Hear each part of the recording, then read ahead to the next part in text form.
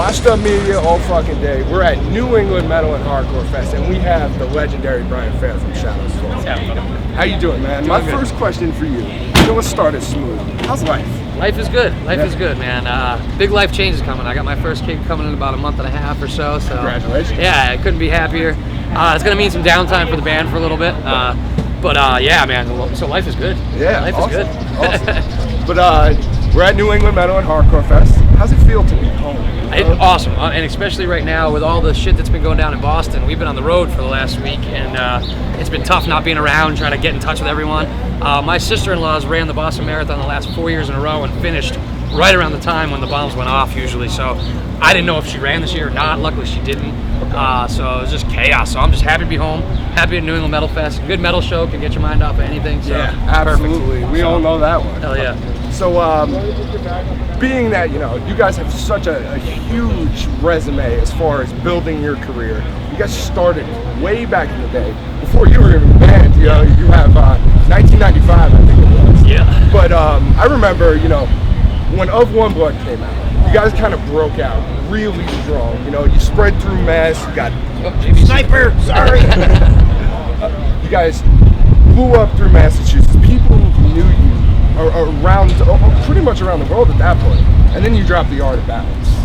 Does it seem like kind of surreal since then? Yeah, pretty much. What's scarier is that was like over a decade and a half ago. Right. That's what's scary. It makes you just feel old.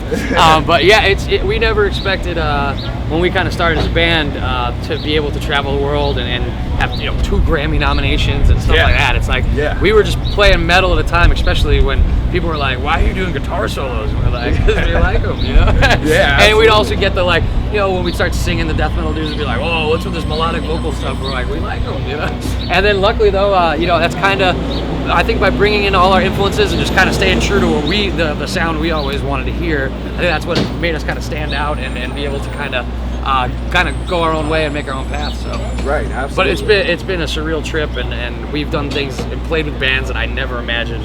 If you would have told my 15-year-old me that we would have played with Maiden and Sabbath, and now we're on tour with Anthrax and Exodus, and I'm like, you're crazy, man. That's not gonna happen. Hey, it's deserving. Now the next step from The Art of Balance, you got The War Within. Huge for you guys. You're all over Guitar Hero at that point. It's a household name. People know you. I know everyone feels like you guys deserve it, but did you think it was like, even from the huge jump with The Art of Balance, was it even more of a drastic jump? Yeah, I guess so, because we kind of went from being lucky to be on the second stage at Ozfest to actually being asked to play on the main stage, and just having 04, 05? 05, yeah. And just kind of, once you were just realizing like, wow, we can really make a living out of this. We were onto something here, and it was a big change, because we just kind of started out hoping maybe we can get out of Massachusetts, tour some places. So it was pretty surreal.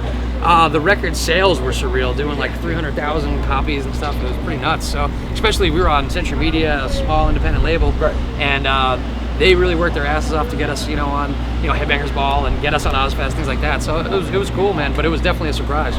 Now, speaking since Century Media, you guys are on Razor and Time now. Yep. How's that treating you? Awesome. Got a killer lineup of bands. Right now they got Hatebreed, they got For Today, they got they're putting out so much good music. So it's killer, man, and we're just stoked, man. They've been really supportive, and they got money because they put out Kids Bop. That's all their money comes from Kids Bop. Didn't know that. Yeah, one. dude. And they put out like a lot of weird little kid soundtracks, so they're able to fund metal with Kids Bop. That's awesome. So, Thank you, kids. We really like that one. Totally. But back to the albums, because every one of them is good. You got Threads of Life, you got Retribution. The continuing of the sound. So many bands fail to do that. How is it comfortable for you to just go, we stay true to who we are? Yeah, pretty much. We're always going to have the bedrock of our sound, which is thrashy, melodic kind of metal with influences from death metal and hardcore. But we're never afraid to kind of do what we want to do, as far as we listen to so many types of music. So like on Threads of Life, when we wanted to write a ballad, we're like, we're going to write a ballad. And because for me, ballads are metal anyway. If Testament had a ballad, we could have a ballad. Absolutely. And we weren't afraid to kind of try some of those things, and we didn't want to get stuck where we were just kind of writing the same song over and over again and not able to kind of expand. And we've been lucky to be able to do that. So. Yeah, and it's good. You you can kind of hear all your stuff and go, that's Shadow's Fall. We know that. Yeah, we definitely have a distinct sound, and that's something we always want to keep there. But we also don't want to just get stuck in a rut. You know, if we tried to write Art of Balance Part 2, we wouldn't even be able to, because we were such different people then, you know, different musicians then. So, absolutely. Now, you're the vocalist, right? People know you from the hair to the voice. You have a distinct voice. Like, no, I can't name a person that even sounds, I wouldn't say remotely close, but you know, relatively close. You know, you're there. People know it's you. Like, you know, being that you have that legendary voice of all of it, you know, how good is it to know that like you're a hell of a singer, you're a hell of a screamer, you can comfortably incorporate the two. Like, how is it keeping up with that? You know? Yeah, you know, for me, it's just always been natural. Even back in my band Overcast before Shadows Fall, I always brought in melodic vocals, and it's just I never think about how I'm gonna sing a part. It just kind of happens. It comes out. Yeah. Because I grew up like loving people like HR from the Bad Brains, who you could tell just sang right from the heart, you know. And I could never sound like that, but what I learned from him was to just sound exactly like yourself. You know, find your own groove. Yeah. And that's the thing is like I was never a crazy brutal death metal voice. I could do the screams, but I could never do that super low stuff. So I'm like, if I tried, it would just sound silly. Luckily, I had Matt, you know, to sing backups, and he could do all that stuff. So that's the other thing we've been lucky is to have myself, Matt, and John able to mix the three voices together to kind of do stuff. And but for me, I mean, I never really think about it. I just kind of, whatever the lyric is, it inspires me like to try and sing a certain way, or the riff. If it's a big open rock riff, to scream over would be silly. Yeah. But if it's a brutal blast beat part, you gotta let it rip. Yeah. You know? Yeah. So. So speaking of that, you mentioned John, you mentioned Matt, and you mentioned being, you know, very, very thrash influenced. You're partial to that, I would assume. Oh yeah, I mean, I grew up total thrash metal fiend, and like one of my bigger influences was definitely Chuck Billy as well, because he had that aggressiveness, but it was always melodic. It always had hooks. You could always sing along to it. Right. But you were like, that dude's gonna kill you, you know. So yeah, thrash metal is really when we got together, especially at that time, there'd been a lot of bands we were playing with, either doing really brutal death metal or kind of old school hardcore, and we started just playing the thrash beats again. Yeah. And it's great to see this whole thrash resurgence. We're out with Municipal Waste right now with Anthrax and Exodus, and see these young thrash kids. It's killer, man. Yeah, definitely. I don't know where they found these white Reeboks. It must be eBay or something, but they're back. They're back. It's cool to see the thrash like resurgence out of nowhere. It's awesome, man. Definitely missed that a little bit. Yeah, we even look at this fest. We got Suicidal and DRI playing on Sunday. It's just like awesome, man. The thrash gods are here. You know, they're amongst us. Yep. But back to John and Matt. Are you the type of dude that pushes a guitar solo, even though you're the standalone vocalist? Do you push that over the top side of the band? Like, do you like, you know, okay, we need something here, even if they weren't thinking. Yeah, I want to let him rip. Yeah, like John is such a ridiculously good lead guitar player. We want to showcase that a lot. Plus, for me on stage, when he's doing that, I can actually go take a sip of beer.